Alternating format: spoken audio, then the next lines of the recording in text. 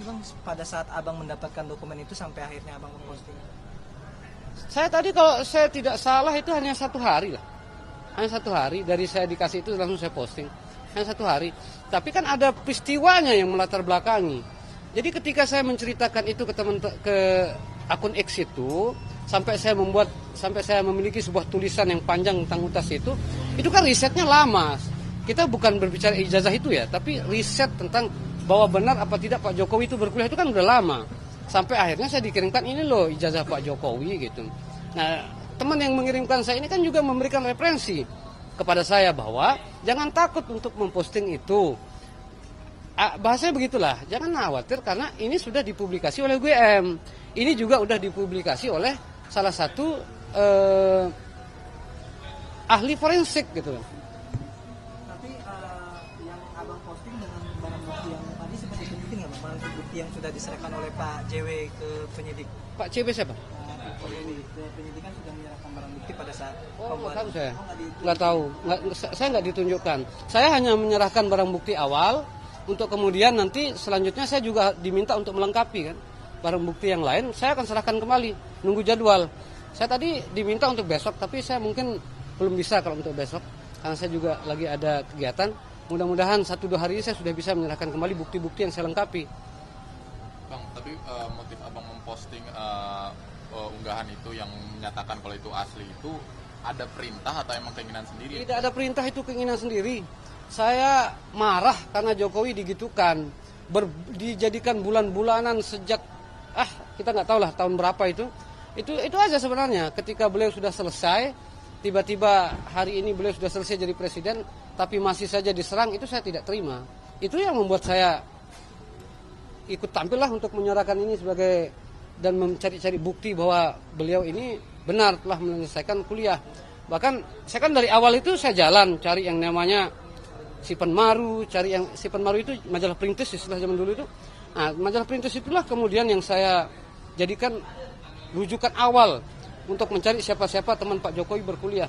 Bahkan majalah Perintis itu pun bukan saya dapatkan dari temannya Pak Jokowi, tapi masih satu dalam kampus Pak Jokowi.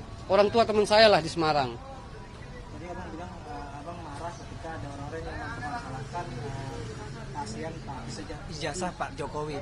Menurut Abang apa sih menurut pandangan Abang gimana sih sosok Pak Jokowi sehingga bisa membuat Abang sendiri marah gitu di mata Abang? Kalau saya karena pendukungnya, beliau ini orang baik lah. Saya kan dari Lombok. Lombok itu Pak Jokowi itu kalah loh.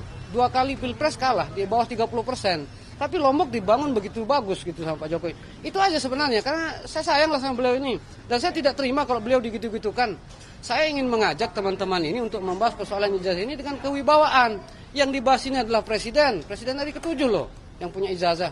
Yang membahasnya ini para ilmuwan dan pakar-pakar. Janganlah dibuat jadi bercanda-bercanda gitu.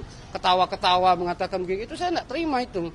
Dibilang inilah. Bahkan terakhir itu saya sempat marah gara-gara sampai buku nikah loh itu kan. Yang di media-media itu buku nikah disinggung apa segala. Nggak fair lah begitu. Kalau masih Pak Jokowi ini begini, saya nggak terima itu digitu-gitukan. Kalau memang mereka memiliki data, mereka memang memiliki sesuatu yang membuat itu bisa kuat, ya mari kita tunggu aja pengadilan ini. Jangan kemudian teman-teman ini justru sekarang menggiring opini bahwa tidak percaya pada Polri, tidak percaya pada pengadilan. Jangan begitulah. Ini kan negara kesatuan Republik Indonesia punya sistem cara menyelesaikan persoalan-persoalan begini. Saya ingin mendorong, ayo kita percaya pada kemampuan daripada aparat penegak hukum, dalam hal ini Polda Metro Jaya yang menindaklanjuti laporannya Pak beliau itu, Pak Jokowi, untuk kita kemudian tunggu hasilnya seperti apa. Ini kan bukan 1-2 orang yang bekerja, ini kan banyak sekali. Yang bekerja mereka juga sudah dipanggil. Nanti ditanya sendiri ada berapa yang sudah dipanggil sampai hari ini. Saya pun kalau dibutuhkan kembali, saya juga akan hadir. Karena tadi saya juga dapat informasi, itu kan laporannya ada 4. Ada Polres Jakarta Selatan, ada Polda Metro Jaya, ada Bareskrim, ada juga yang di Mabes. Kalau yang di Mabes itu kan laporan mereka. Jadi kemungkinan saya terseret ke 4 tempatnya.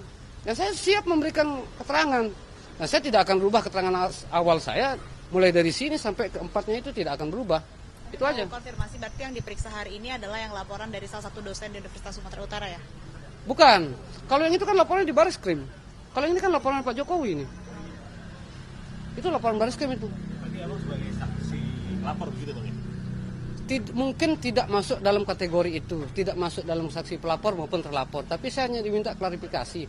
Karena menurut saya nama saya disebut oleh terlapor.